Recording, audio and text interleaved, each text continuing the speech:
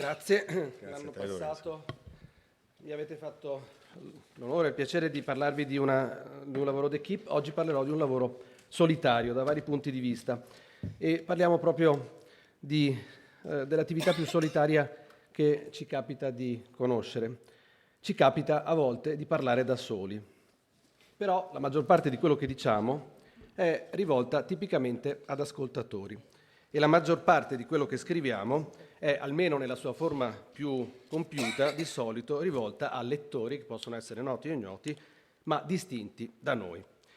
Aggiungiamo che parlato e scritto, lo sappiamo tutti, sono normalmente le uniche forme istituzionali nelle quali la lingua, qualsiasi lingua, posto che naturalmente disponga di una scrittura, viene descritta. E ciò nonostante, la maggior parte di ciò che tutti i soggetti elaborano linguisticamente non è né detto né scritto, perché è semplicemente ed esclusivamente pensato. Si tratta di quello che la tradizione degli studi psicologici chiama discorso interiore, che non è né parlato né scritto e quindi non rivolto ad alcun interlocutore. Per spaventarvi ho messo una slide da presentazione della classe di scienze. La consistenza del discorso interiore in termini neurofisiologici è stata recentemente indagata e dimostrata da alcuni esperimenti che hanno evidenziato l'attività delle stesse reti neuronali del cervello coinvolte nella produzione sonora e nell'ascolto del linguaggio.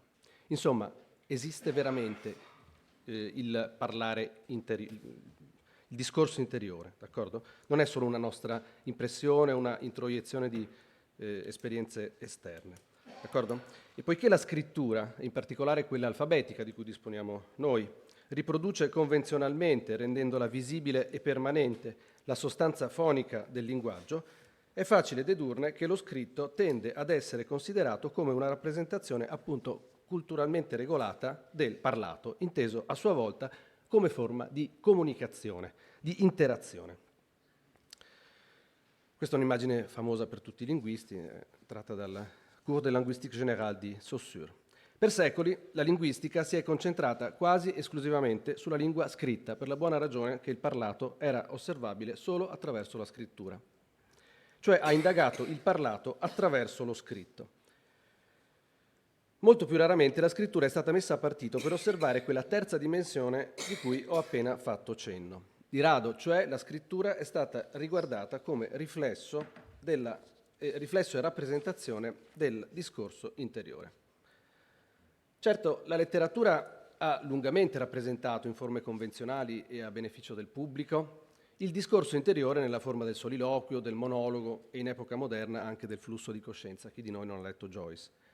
Ma oltre a queste consuetudini di rappresentazione artistica, artificiosa, mediata, esistono anche testi scritti che hanno la caratteristica di non essere destinati ad alcun altro lettore se non la persona stessa che li ha composti. Testi, insomma, che riproducono il circuito chiuso del discorso interiore, che non è quello aperto tra due interlocutori, d'accordo? In cui si formulano enunciati che non devono essere capiti da altri se non da se stessi. Questi testi mettono lo scritto in comunicazione non con il parlato, ma con quello che gli psicologi chiamano discorso interiore. A questi testi ho dato recentemente un nome, ispirandomi a una denominazione elaborata nell'ambito degli studi di storia moderna. Li ho chiamati egotesti, testi prodotti da scriventi che si considerano come le uniche persone destinate a leggerli. Testi, insomma, redatti badando solo alla comprensione da parte di chi scrive, non all'interazione né alla lettura da parte di altri. Se ne può scrivere una storia?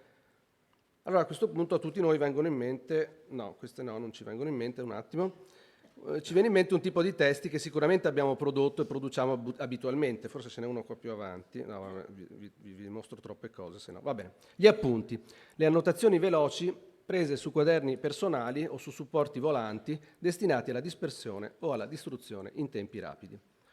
Ora è chiaro che simili testi sono difficili da raggiungere, da trovare man mano che ci si allontana nel tempo, perché sono deperibili per definizione. Peggio ancora, la scrittura quasi irriflessa, veloce, disimpegnata, quella che ci consente oggi di inseguire con la mano o col dito se digitiamo il corso del pensiero nel momento stesso in cui esso si manifesta, questa scrittura è un fenomeno recente, molto difficile da documentare nel passato e non solo per la deperibilità di questi testi.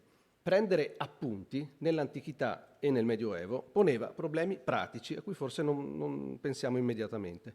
I supporti di scrittura effimeri erano rari e a tal punto delicati che non ci è giunto quasi nulla.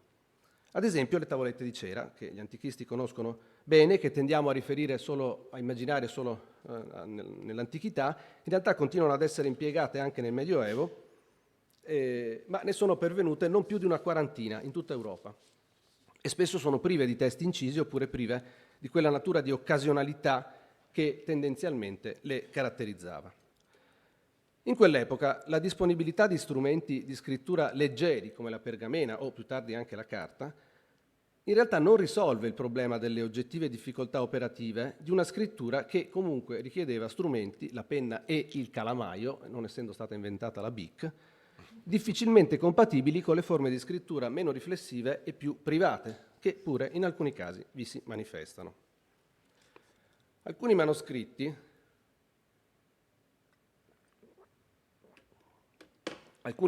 medievali, come sappiamo, molti, presentano glosse o, nel caso delle pergamene, anche attergati che talvolta hanno l'aria di consistere in annotazioni personali.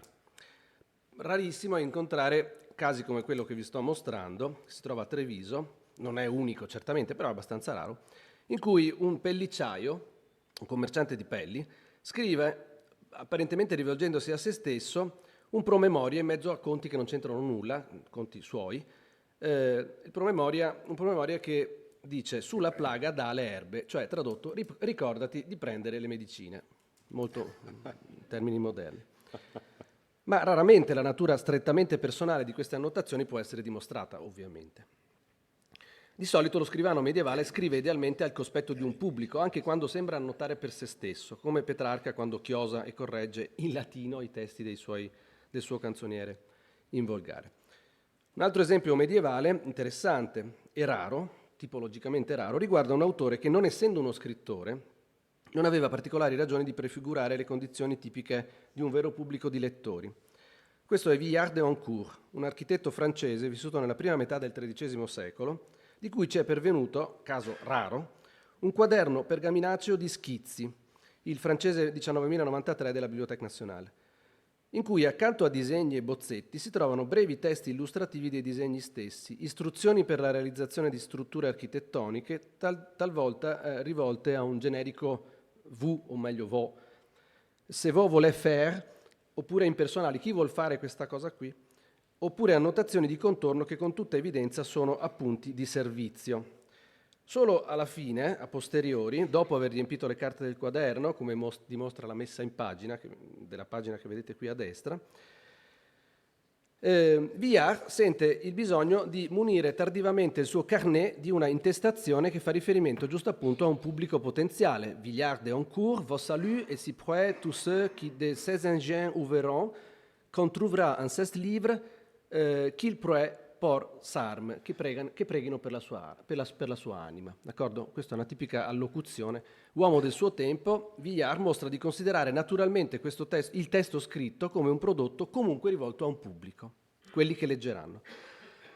La strutturazione degli appunti come istruzioni operative rivolte a un interlocutore ha un sicuro legame con le abitudini di scrittura di generi come la trattatistica tecnico-artigianale, ma in effetti ha anche un rapporto con le forme reali del discorso interiore, quello lo conosciamo tutti, che spesso, come mostrano gli studi moderni degli psicologi sull'endofasia, hanno la forma di dialoghi introflessi, effettivamente, ci rivolgiamo a noi stessi, dandoci a volte del tu, a volte dipende. L'esempio oppure dell'io, questa è l'alternativa di solito. L'esempio di Villard, che ho scelto tra i pochi ma variegati casi di scrittura realmente personale di età medievale, mi serve da innesco, l'ho scelto apposta perché mi serve per quello che considero uno degli insiemi di egotesti più suggestivi e più precoci della cultura europea, cioè le annotazioni conservatesi con una straordinaria ampiezza e varietà di Leonardo da Vinci. Nell'abbondante serie di manoscritti di lavoro conservatosi per questo singolare Homo Senza Lettere, cioè persona che non aveva studiato il latino, che non aveva ricevuto una istruzione di tipo canonico, vi è un numero davvero rilevante di scritti che sono classificabili con diverso grado di certezza come egotesti, cioè appunti che, sebbene possano teoricamente essere rivolti alla cerchia ristretta dei suoi collaboratori, sembrano in realtà non avere essenzialmente alcun altro destinatario oltre a lui. Alcuni caratteri materiali della scrittura di Leonardo lo candidano a farne uno dei primi e più fortunati, più ampi esempi di scrivente documentabile nell'atto di prendere appunti per se stesso. E non penso tanto alla famosa abitudine di Leonardo, che tutti conosciamo, di scrivere da destra verso sinistra, anzi dovrei farlo con la mano sinistra, perché non era un sistema di cifratura, era la conseguenza del fatto che era mancino e aveva ricevuto un certo tipo di educazione alla scrittura, per cui scriveva meglio da destra verso sinistra. E anche i suoi collaboratori avevano imparato a leggere le sue annotazioni da destra verso sinistra, non era questo il punto. Penso piuttosto a un'altra abitudine di Leonardo, che non sarà stata sicuramente non era sua esclusiva, ma che l'abbondanza di manoscritti e di quaderni di Leonardo pervenuti consente di attestare con particolare ricchezza. I manoscritti di Leonardo valgono miliardi dal giorno dopo della sua morte, quindi si sono conservati con una notevole ampiezza. L'uso di scrivere non solo con la penna e l'inchiostro, ma anche con la sanguigna o pietra rossa, l'antenato della matita. È un oggetto usualmente in dotazione di disegnatori e tecnici che consente la realizzazione di annotazioni veramente estemporanee, realizzate anche per strada, tra un po' vediamo un esempio, all'aperto, dove quello strumento di scrittura poteva essere trasportato in tasca e agevolmente usato senza alcuno dei tipici vincoli imposti da penna e calamaio. Di fatto, partendo dalla ricognizione degli appunti presi da Leonardo nei suoi quaderni, ho cercato di stilare una sorta di classificazione tipologica dell'egotesto che punta a rendere conto delle forme tipiche dei testi rivolti esclusivamente a se stessi, senza alcuna preoccupazione circa la loro comprensibilità da parte di altri. Le annotazioni di Leonardo possono consistere in singoli sintagmi isolati, singole parole, di solito sintagmi nominali, nomi. In questi casi l'appunto o l'annotazione individua il tema, l'oggetto, la persona di cui chi scrive vuole conservare memoria o che intende fissare come focus della propria riflessione o dell'elaborazione di un testo successivo. La forma che potremmo dire nucleare dell'appunto consiste, già all'altezza di Leonardo, nell'annotazione del solo centro concettuale di una nozione, di un ragionamento. Poi c'è il tipo della lista, che in alcune classificazioni tradizionali è considerata la forma di testo più semplice ed elementare. La lista risponde in effetti a varie esigenze fondamentali che vanno dalla memorizzazione degli elementi di un insieme alla fissazione di una sequenza o delle tappe di un processo, fino alla registrazione progressiva ed essenziale di una serie di eventi esterni. Ci sono un sacco di liste redatte da Leonardo. Ecco, qui per esempio credo di aver sbagliato lista, nel senso che ho messo ce n'è una di qua e una di qua, non sono lo stesso testo, scusate, credo. Il codice I dell'Institut de France è uno dei più ampi collettori, è il Trattato delle acque, in cui Leonardo scrive quella cosa lì: sommergere si intende le cose che entrano sotto l'acqua, intersegazione d'acque fino a quando l'un fiume sega l'altro, punto, cioè punto ce lo mettiamo noi. Risaltamento, sommergimento, surgimento, declinazione, elevazione, cavamento, consumamento, eccetera. Questo è un caso di lista un po' particolare, ma notevole. L'esigenza di esprimere contenuti più complessi e tra loro collegati dà luogo, in altri casi, a una formulazione tipicamente concisa ed essenziale come la frase nominale. Questa è una pagina rivoltata a destra a sinistra, naturalmente, in cui Leonardo si annota che deve comprare un libro, Ruggeri Bacon fatto in stampa, la stampa di Ruggeri Bacone. Ci sono poi forme che rinviano al concetto di memorizzazione, queste un po' meno usate negli appunti moderni, direi. Vedi a che serve la gibbosità, qui sta prendendo appunti su uno scheletro, a che serve la gibbosità del braccio in F e così tutte le altre simili. Ollo veduto e trovo. Poi ci sono casi, dove sono? Eccolo qui, ci sono casi con frasi all'imperativo o con forme all'infinito equivalente all'imperativo. Tignere la veste, tingere la veste. Oppure, questo è ancora più carino, dimanda la moglie di Biagin Crivelli come il cappone allieva e cova l'ova della gallina essendo lui imbriacato. Questa è la sua curiosità. E lo fa mentre prende appunti appunto sui feti e si sta interrogando sulla sulla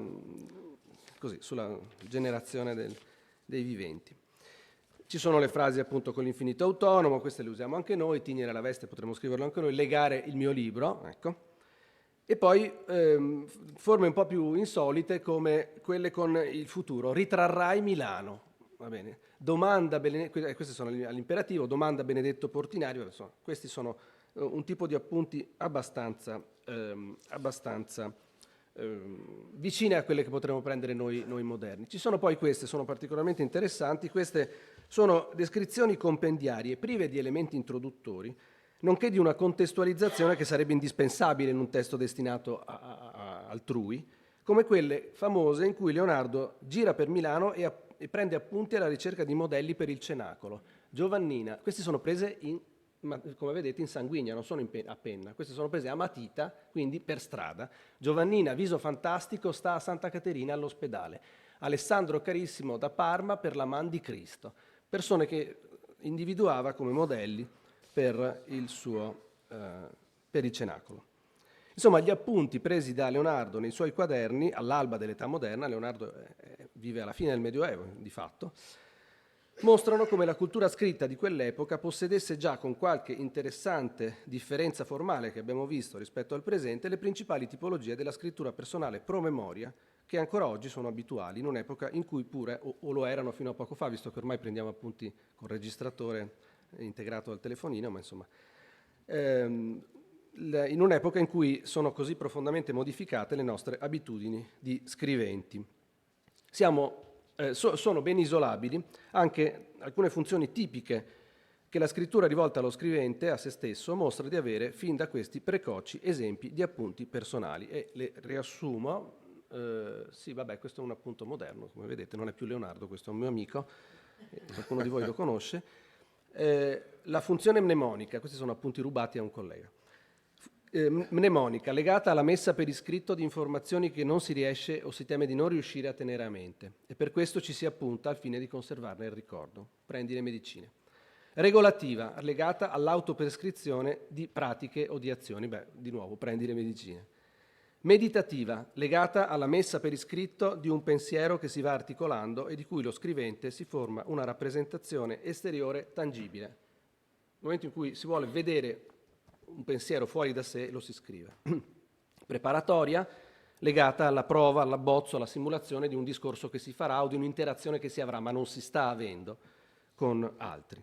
Oppure la funzione diversiva, che è quella tipica, forse è in azione tra alcuni di voi in questo momento, ma non abbiamo supporti abbastanza, cioè quella legata all'espressione scritta di contenuti verbali che non avrebbe senso comunicare, perché sono incomprensibili, inopportuni o completamente slegati dal contesto, e perciò ci si limita a riversare in forma scritta su un supporto non destinato a circolare. Quante volte pensiamo ad altre cose mentre qualcuno sta dicendo qualcosa e le buttiamo sul foglio.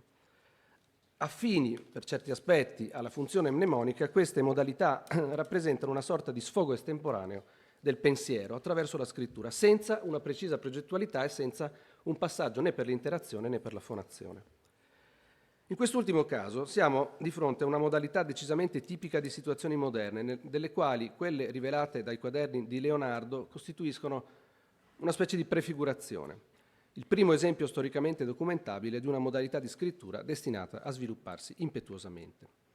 Per inevitabili esigenze di brevità e di sintesi, salterò dunque dall'ideale primo capitolo di questa storia all'ultimo, quello più recente, e dall'esempio di un uomo senza lettere vengo, restando in Europa, a un uomo sapientissimo, coltissimo, che scelgo in omaggio ad Andrea Rinaldo e alla sua passione letteraria, credo. Giusto? Molto Canetti. Le Aufzeichnungen di Elias Canetti furono pubblicate in varie serie dall'autore stesso, selezionando brani tratti dai suoi quaderni personali. E circa l'origine e la funzione di questi raccoglitori, lo stesso Canetti si esprime in questo modo. Questa è la traduzione di Renata Colorni. Divenne indispensabile che mi creassi una valvola di sfogo rispetto alla stesura a cui ero impegnato di Massa e Potere, e al principio del 1942 la trovai precisamente nei quaderni di appunti. La loro libertà e spontaneità, la convenzione che i quaderni stessero a sé e non servissero ad alcuno scopo, l'assenza di responsabilità, per cui non li rileggevo mai e non vi correggevo nulla, mi salvarono da un irrigidimento fatale. Oggi possiedono una propria intangibile legittimità, ma il fatto che io pensassi di pubblicare più tardi questo o quell'appunto non ha potuto nuocere alla loro libertà, perché la scelta era ancora indeterminata e comunque avrebbe toccato solo una minima parte di essi. Le parole di Canetti mostrano una generale consonanza con vari altri casi di scrittura personale redatta da autori moderni o contemporanei, soprattutto in situazioni di stress, di costrizione o di isolamento.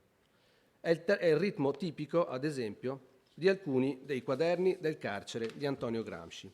Testi che, almeno limitatamente alle miscellanee, ci sono due tipi di quaderni carcerari di Gramsci, testi che non erano concepiti per la pubblicazione e che lo stesso autore considerava un giacimento in diretta comunicazione con il libero scorrere del suo pensiero.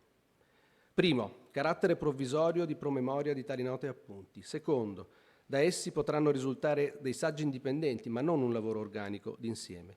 Terzo, non può esserci ancora una distinzione tra la parte principale e quelle secondarie dell'esposizione, tra ciò che sarebbe il testo e ciò che dovrebbero essere le note. Quarto, si tratta spesso di affermazioni non controllate che potrebbero dirsi di prima approssimazione. Un testo che probabilmente Gramsci avrebbe condannato alla distruzione se fosse uscito in tempo per gestire i suoi quaderni. Dai rari casi di promemoria personali di età medievale siamo così giunti ai casi più illustri e più suggestivi, direi, di egotesto dell'età contemporanea. Assai varie per motivazioni che le hanno mosse, per funzioni svolte nell'economia dell'atto di scrittura. Le testimonianze che ho qui presentato in questa rapidissima carrellata, forse fin troppo rapida, hanno in comune il fatto di mettere in comunicazione la scrittura con una dimensione del linguaggio, quella del discorso interiore, che è diversa da quella del parlato e che spesso si considera, parlato che invece spesso si considera come l'unico complemento della scrittura nella descrizione dei fatti linguistici. C'è questo dualismo che va superato. Gli egotesti, insomma, mostrano come la formulazione di contenuti linguistici non abbia sempre necessariamente come scopo la comunicazione interpersonale, cioè il bisogno, l'esigenza di farsi capire, ascoltare, leggere da qualcuno, ma semplicemente quella di dare forma al proprio pensiero per se stessi. Essi, gli egotesti, portano un contributo minimo e marginale, forse, a quello che trovo sia uno dei dibattiti più interessanti della linguistica generale dei nostri giorni.